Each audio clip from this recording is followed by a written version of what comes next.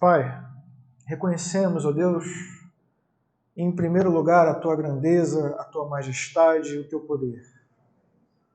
A Ti, Senhor, seja honra e glória. Que não se aparte de nossas bocas, ó Deus, o louvor. Que não se aparte de nossa conduta, Deus, uma vida integralmente dedicada ao Senhor. Queremos nesse momento suplicar a Ti, mais uma vez, que o Senhor fale aos nossos corações. Que sejamos exortados pela Tua palavra, alimentados por ela. E que possamos então, ó Deus, viver de acordo com ela. Assim oramos, ó Deus, em nome de Jesus Cristo. Amém. Irmãos, hoje, como os irmãos podem perceber, damos continuidade então à nossa série de mensagens no livro de 1 Samuel. O tema da nossa mensagem hoje é o retorno à glória de Deus, ou ainda restituídos à glória de Deus. Antes de entrar no texto que nós acabamos de ler, eu queria explicar um pouquinho sobre esse tema. O texto que nós lemos fala sobre o retorno da Arca da Aliança, a Arca do Senhor, que estava no exílio, mas agora ela volta de novo ao território de Israel. E a gente vai falar um pouquinho sobre isso. Mas eu queria que você prestasse atenção para um pouco além disso. Não basta a gente saber que vivemos na presença de Deus, diante da glória de Deus. O que eu quero chamar a sua atenção e reforçar isso nessa manhã é se nós sabemos como viver na presença de Deus. Sabemos viver diante da glória de Deus? Essa é uma questão central no sermão de hoje. E para que a gente possa entender isso com clareza, eu preciso voltar então a alguns capítulos antes e entender então o contexto do que nós acabamos de ler. Nós lemos aqui que Samuel é chamado de juiz. E isso nos lembra o contexto histórico da passagem que nós acabamos de ler. O texto que nós lemos, tudo que temos visto até aqui no livro de 1 Samuel, está contido dentro de um período da história do povo de Israel, que é o período chamado de período dos juízes. Uma época dramática e terrível desse povo. Uma época que é descrita por um ditado muito famoso que está repetido às vezes no livro de Juízes. Uma época em que não havia rei em Israel, uma época onde cada um fazia aquilo que achava ser o mais certo. Era uma época de caos social, uma época de corrupção política, de corrupção moral e também de corrupção religiosa. É nesse contexto que a nossa história está inserida. E nós temos visto, desde o capítulo 2, essa profunda depravação do povo e, sobretudo, essa corrupção espiritual no meio do povo. Acompanhamos a história de Eli, líder religioso do povo, e acompanhamos também a história dos filhos de Eli, Hofni e Finéias. Homens que, de certa forma, eram os líderes religiosos do povo, mas que a Bíblia descreve eles lá em 1 Samuel capítulo 2 como homens ímpios, homens que desprezavam o Senhor, que não levavam o Senhor em consideração. Esses eram os líderes religiosos do povo. E como a gente tem falado, se os líderes religiosos estão assim, imagine como está o povo. Nós vimos no capítulo 4, então, uma demonstração da situação em que se encontrava o povo. Diz o texto, lá no versículo 1, que os filisteus atacaram Israel e Israel, então, saiu para a batalha. Eles tiveram uma perda inicial de 4.000 homens, ficaram com medo e então tomaram uma decisão. Eles decidiram deliberadamente trazer a Arca do Senhor para o campo de batalha. Eu peço que você abra a sua Bíblia, 1 Samuel capítulo 4.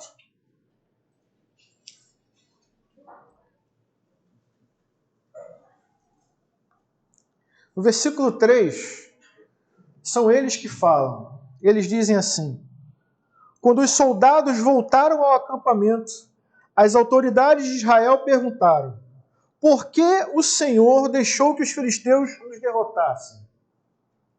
E acrescentaram: vamos a Siló buscar a arca da aliança do Senhor, para que ele vá conosco e nos salve das mãos dos inimigos. Quem está falando aqui são os líderes do povo. Eles estavam em uma situação de combate, eles estavam perdendo, e eles concluíram que estavam perdendo porque não tinham levado a arca da aliança para o campo de batalha. Sabemos que a arca da aliança, entre outras coisas, significa a presença de Deus. Então, no imaginário deles, na lógica deles, era certo, era lógico levar a arca da aliança para o campo de batalha. Como fizeram jus, né? Fizeram jus ao ditado. Fizeram aquilo que parecia certo aos seus próprios olhos. Mas era isso que Deus realmente queria? Houve alguma ordem para que essa arca fosse tirada do tabernáculo e levada para o campo de batalha? Não. Eles decidiram fazer isso por conta própria, porque parecia que era melhor a ser feito. Mas o lugar da arca sempre foi um lugar separado para a arca. Um lugar preparado para a arca, junto ao tabernáculo.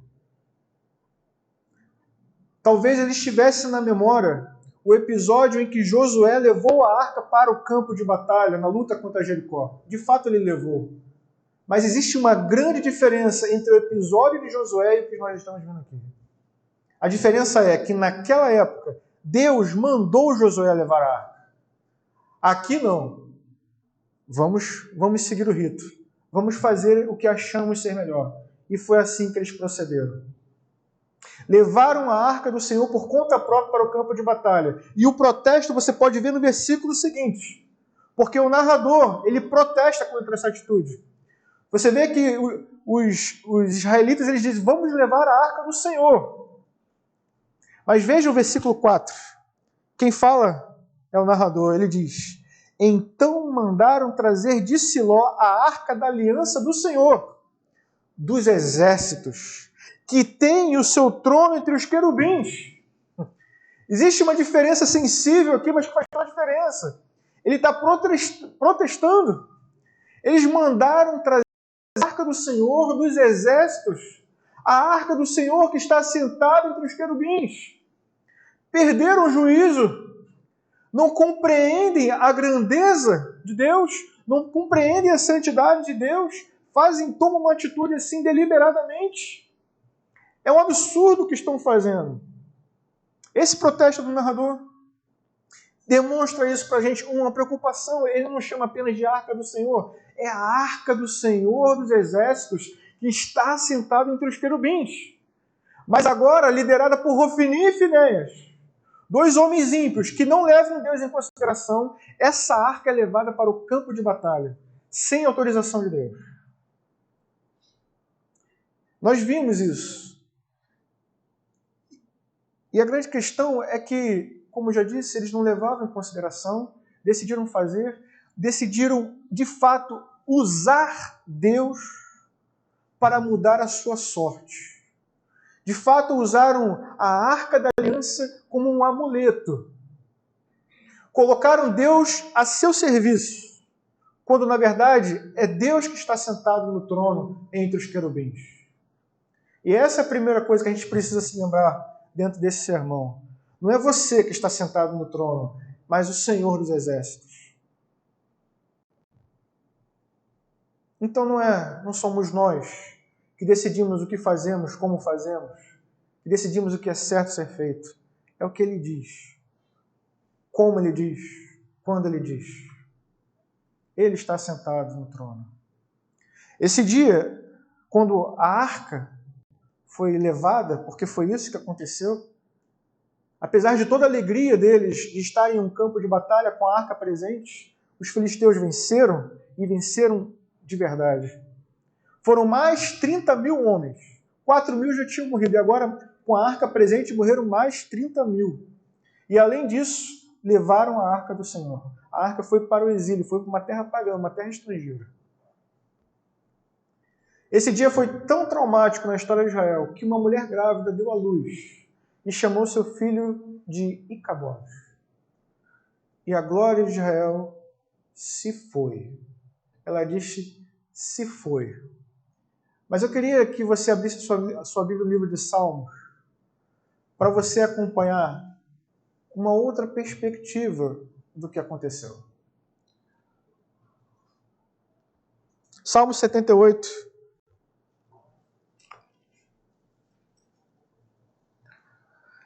Versículo 56. O Salmo narra toda a trajetória do povo, do Egito até a Terra Prometida. E aqui, nesse versículo, ele começa a falar do que aconteceu naquele dia. Assim, mas eles puseram Deus à prova e foram rebeldes contra o Altíssimo.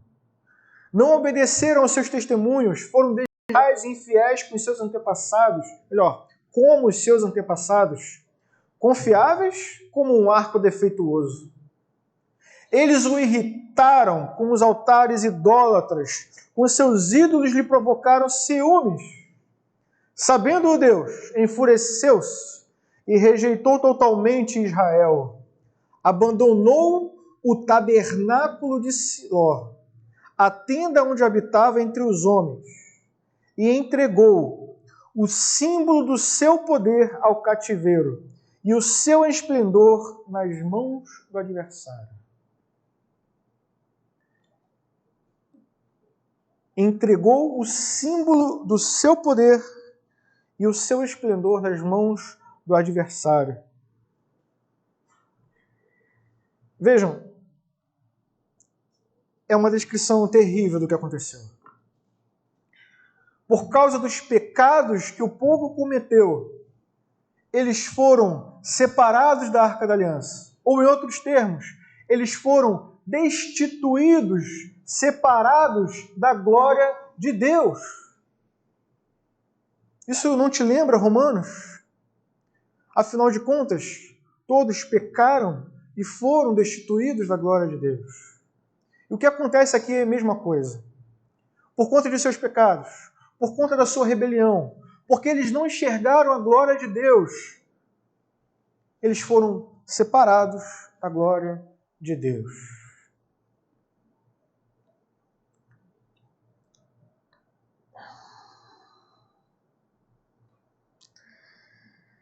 Cada um fazia aquilo que achava mais certo.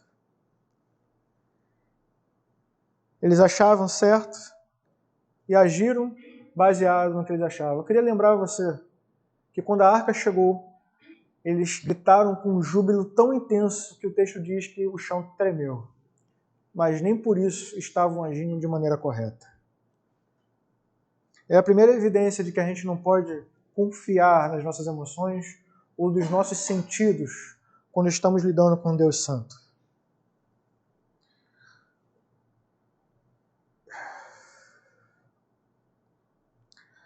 Mas a pergunta é, se a arca ela sai então do reino de Israel e vai para uma terra estrangeira, porque o povo não sabia lidar com reverência com a arca de Deus?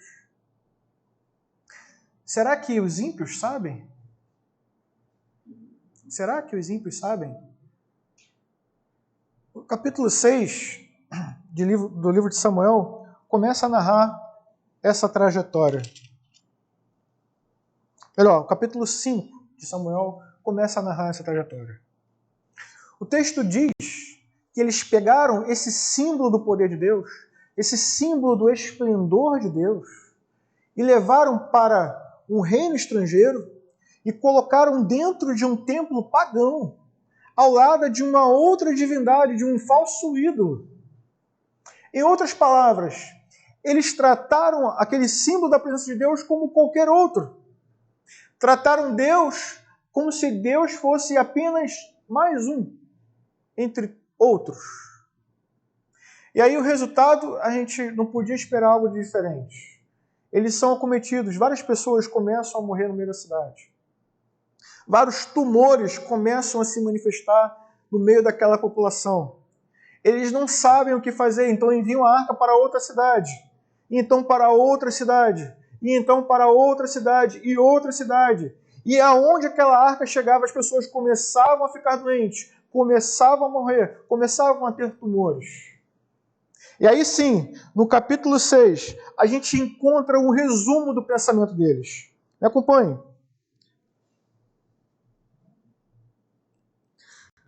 Versículo 2, na parte B, eles perguntam, e essa pergunta resume o pensamento. O que faremos com a arca do Senhor?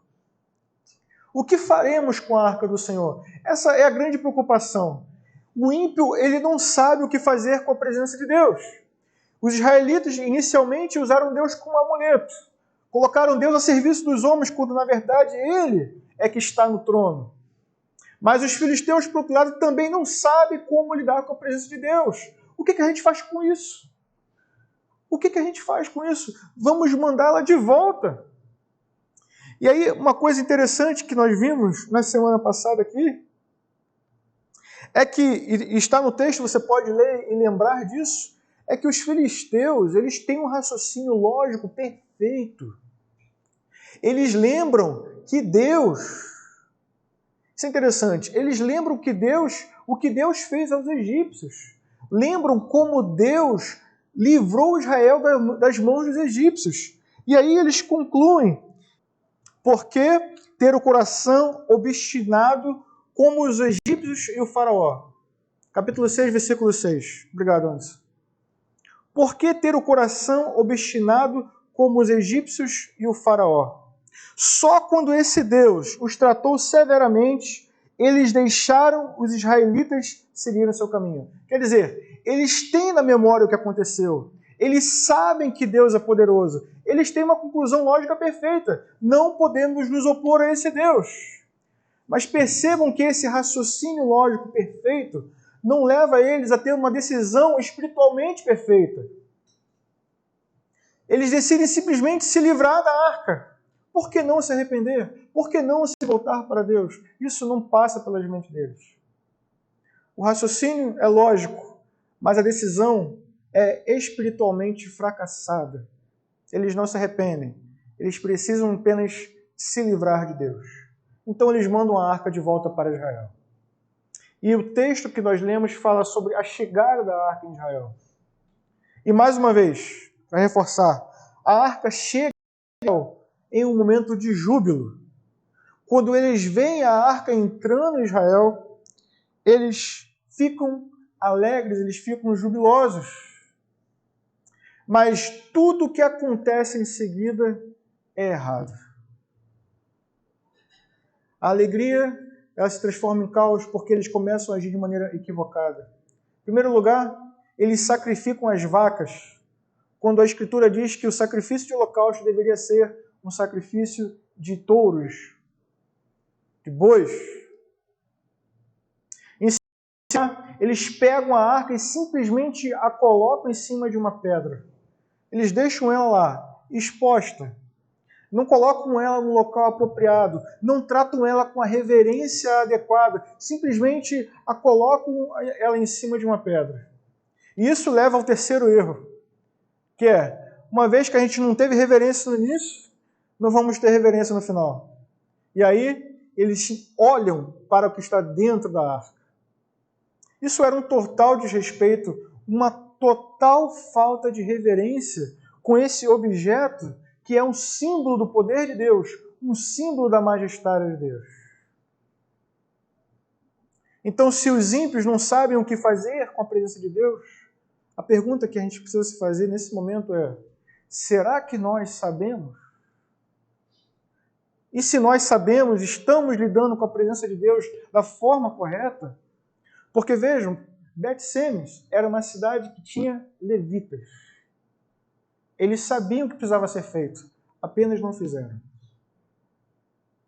A gente sabe o que precisa ser feito. A grande pergunta é: estamos fazendo?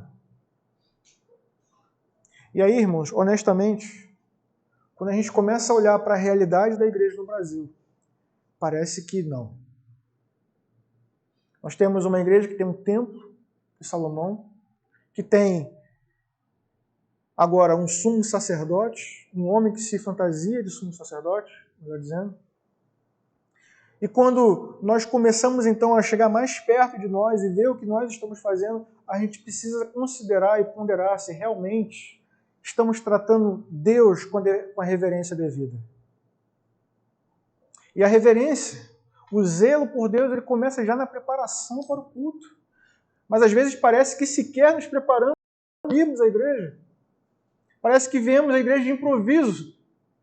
Chegamos atrasados, ficamos circulando no ambiente de culto, não louvamos em comunidade, não oramos em comunidade, não prestamos a devida atenção ao que está sendo pregado, que não é palavra de homem, mas é palavra de Deus. Assim esperamos. Mas deve haver um zelo de quem prega, mas sobretudo deve haver um zelo de quem ouve, para ponderar se aquilo que está sendo ensinado está de acordo com as Escrituras. Do contrário, seremos como o povo de Israel, liderados por homens maus, ímpios, e seremos conduzidos por eles a praticar todo tipo de perversidão. Foi isso que aconteceu com o povo. Estavam sendo liderados por homens maus. Nós, enquanto ouvintes da palavra de Deus, precisamos ser como os crentes de Bereia, ouvir, analisar e colocar em prática. Mas, como eu estava dizendo, às vezes transformamos isso aqui num ritual como qualquer outro. E fazemos aqui, nos comportamos aqui da forma como nos comportamos em qualquer outro lugar. À semelhança dos filisteus, tratamos Deus como se Ele fosse um de nós. Tratamos a Sua palavra como se fosse a nossa. A Sua presença como se fosse a de um qualquer. Diferente de Samuel, que enxergava na presença de Deus o Senhor dos exércitos, aquele que está sentado no trono entre os querubins. A gente precisa trazer isso à memória. A Ele honra, a Ele glória eternamente. Mas essa honra e essa glória começam também pela sua vida, pela sua conduta aqui da igreja e fora dela. Nós, como os filhos de Deus, precisamos ser os primeiros a testemunharmos esse poder e essa majestade de Deus na forma como vivemos, em reverência a Ele, pois em todo momento estamos diante dele. Corandel. Estamos nesse momento falando de Deus, na presença de Deus. Como pode haver, então, irreverência no nosso meio? Não pode. E pela graça de Deus, nós também não seremos coniventes com isso.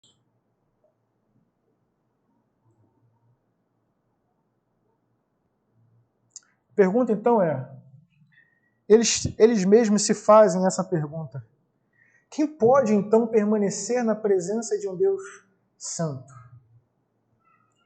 Essa é a pergunta que o povo de Bet-Semes faz. Depois que toda a tragédia começa a acontecer, lá no versículo 20 do capítulo 6, eles perguntam: quem pode permanecer na presença do Senhor, esse Deus santo? E o tom aqui, mais uma vez, irmãos, não se engane, não é de reverência, é quase que uma blasfêmia. Quem pode permanecer na presença desse Deus santo? E isso se prova pelo seguinte: eles choram, mas a única coisa que eles querem é que alguém leve a arca embora. Tirem ela daqui. É a mesma atitude que os filisteus tiveram. Eles agem como ímpios. Mas aí eu pergunto para você, qual é então a atitude que nós devemos ter diante da presença gloriosa de Deus? Qual é a atitude correta que nós devemos ter diante desse Deus que é poderoso, que é santo e justo? Alguém pode permanecer na presença de um Deus santo? O capítulo 7 começa a nos mostrar que a arca de Deus foi buscada e levada para a casa de um homem chamado Abinadab. E eles consagraram, diz o versículo, consagraram o seu filho Eleazar para guardar a arca do Senhor. A consagração é a primeira coisa que a gente percebe no capítulo 7. Como permanecer na presença diante de um Deus santo? Ora, precisamos ser homens e mulheres consagrados ao Senhor. Será que deu certo a consagração de Eleazar? O texto diz que a arca ficou na casa dele 20 anos. E nesses 20 anos não houve sequer um incidente. Ninguém morreu na casa de Eleazar, ninguém contraiu algum tipo de praga, algum tipo de maldição. Aquele homem, de fato, foi separado e ele tratou a arca da aliança, a arca do Senhor, com o devido respeito, com a devida reverência. Se entre os filisteus ela ficou apenas 7 meses e gerou todo aquele caos, aqui ela fica 20 anos. 20 anos e nada de mal aconteceu. Aquele homem, de fato, foi consagrado. Agora, veja que o versículo 2, ele nos diz algo interessante. Agora, sobre o povo. Sabemos que Eleazar estava consagrado, mas e o povo? O texto diz: a arca permaneceu em Kiriat Jearim muito tempo, foram 20 anos. E todo o povo de Israel buscava ao Senhor com súplicas. E aí, mais uma vez, não se engane. Porque parece, por um momento, que eles estavam buscando a Deus de forma sincera. Mas se você continuar acompanhando o texto, você vai perceber que não era algo tão sincero assim. Veja o que diz o texto, versículo 3. E Samuel disse a toda a nação de Israel: se vocês querem voltar-se para o Senhor de todo o coração, ou em outras versões, se vocês querem buscar o Senhor sinceramente, então livrem-se de todos os deuses estrangeiros e das imagens de Astarote. Consagrem-se ao Senhor e prestem culto somente a Ele. O que fica aqui é que eles buscavam a Deus com súplicas, ou em outras palavras, buscavam a Deus com palavras, mas não tinham ainda se convertido, se arrependido ao tal ponto de abandonar os falsos ídolos. 20 anos a arca na casa de Abinadab. 20 anos sob a tutela de Eleazar. E nesses 20 anos, tudo indica o texto, o povo permanecia em idolatria, buscando a Deus com as suas palavras, com súplicas, mas ainda não havia arrependimento. Ainda não tinham abandonado os seus ídolos. Por isso Samuel diz: se vocês quiserem buscar a Deus de forma sincera, abandonem seus ídolos.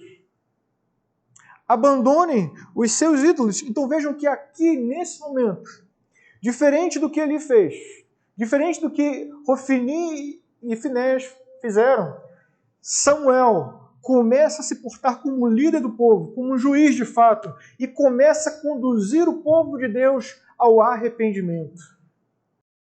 É isso que nós estamos começando a ver. Se a gente pergunta como permanecer na presença de um Deus santo, a resposta começa com consagração. Permanece continuando, através das súplicas, sim. Mas não apenas isso. É preciso haver arrependimento sincero. É preciso haver conversão. É preciso que todos nós olhemos para aquilo que nos atrai ao pecado e então possamos abrir mão disso. Os ídolos levavam o povo à idolatria, óbvio. Mas o que é que te leva a se afastar de Deus? O que é que te leva a permanecer buscando a Deus com súplicas, quando as suas atitudes ainda estão longe dele? É preciso se consagrar, é preciso confessar os nossos pecados, sim, mas é preciso mudar a trajetória. É isso que Samuel começa a fazer. O povo estava indo em direção à idolatria, mas Samuel chama eles a uma conversão. Samuel começa a trazer eles de volta para o caminho, de volta para Deus. O único que é digno de ser adorado, o único sobre o qual nós devemos nos curvar. Como foi dito semana passada, diante de Deus todos os ídolos têm que cair. Quais são os seus? Quais são os nossos? O que é que te seduz e que te faz colocar a sua confiança em outra coisa que não seja o próprio Deus? O que é que te seduz a ponto de você achar mais belo do que a santidade de Deus?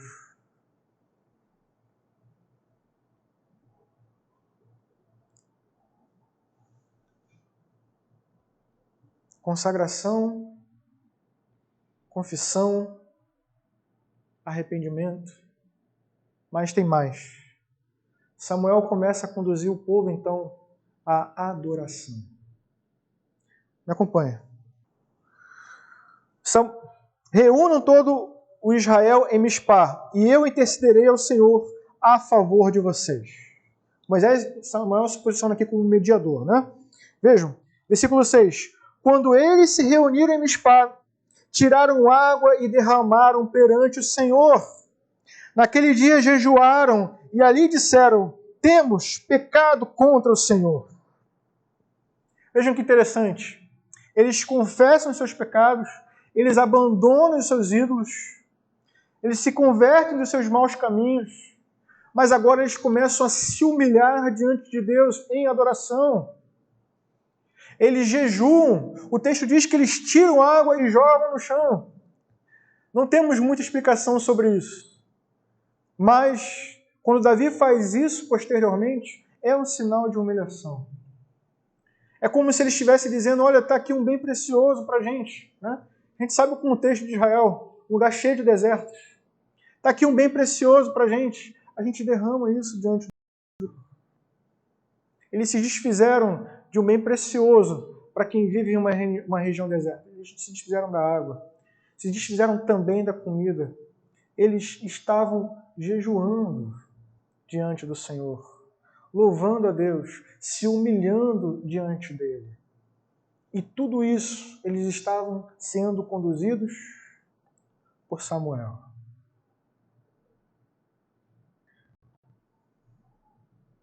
Nós também precisamos nos voltarmos para Deus dessa forma.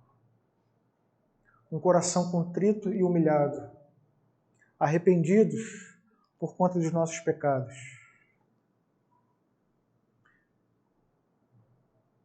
Mas assim como eles, nós também precisamos de um mediador. Naquela época, Samuel foi esse mediador. Diz o texto que enquanto eles estavam louvando a Deus, adorando a Deus, se humilhando diante de Deus, os filisteus ficaram sabendo disso e resolveram atacar. Os inimigos do povo de Deus se levantaram para tentar destruí-los. Então o povo pediu ao mediador: não pares, versículo 8, não pares de clamar por nós ao Senhor, o nosso Deus, para que nos salve das mãos dos filisteus. Não pare de clamar por nós. Esse foi o pedido que eles fizeram a este homem chamado Samuel, juiz, e que naquele momento era o mediador deles.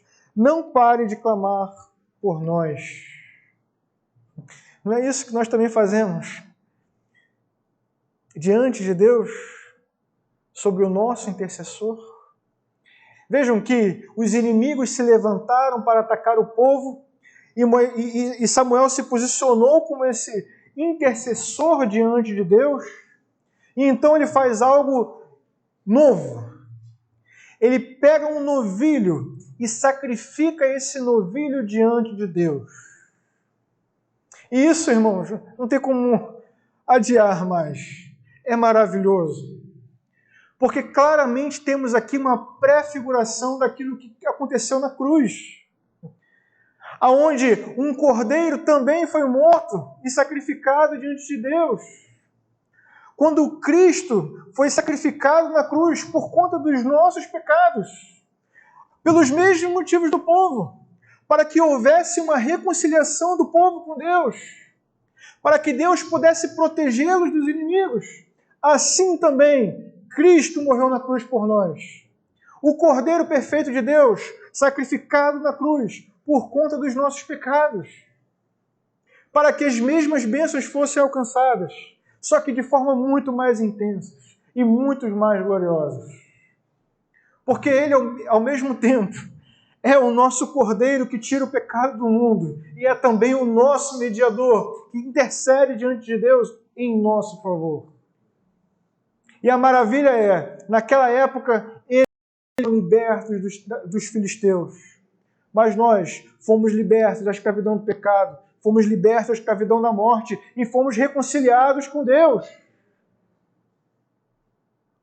O que aconteceu antes era uma realidade. Nós também fomos destituídos da glória de Deus, mas por meio de Cristo Jesus fomos reconciliados com Ele. E agora tem uma glória que é restituída, uma glória que nós podemos desfrutar, a glória do nosso Pai Celestial. E podemos desfrutar por causa desse mediador perfeito que é o nosso Senhor e Salvador Jesus Cristo. Como então podemos permanecer diante de um Deus santo?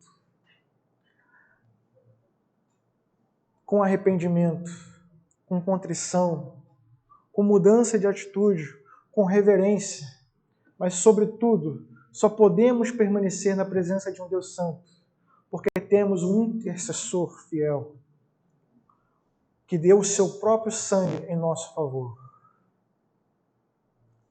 Agora podemos desfrutar dessa gloriosa presença. Mas o meu apelo é que de nós venhamos a esquecer que de fato fomos dessa glória, mas precisamos saber nos comportarmos diante dessa glória. É com reverência, é com temor, também alegria. Amém? Diz o texto que depois da intercessão e do sacrifício que Samuel realizou, os filisteus nunca mais prevaleceram contra Israel. Da mesma forma, os seus inimigos jamais prevalecerão contra você. Não há perigo que possa te derrotar nessa batalha, porque agora você é um filho de Deus e você tem no céu um intercessor que está sempre intercedendo em seu favor. Basta você confiar nele e se voltar para ele, arrependido, com coração sincero, vivendo de acordo com isso.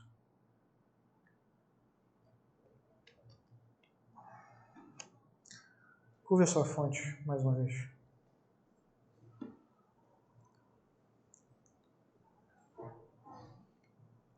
Pai nosso que estás no céu. A Ti, Senhor, toda a honra, toda a glória e todo o louvor.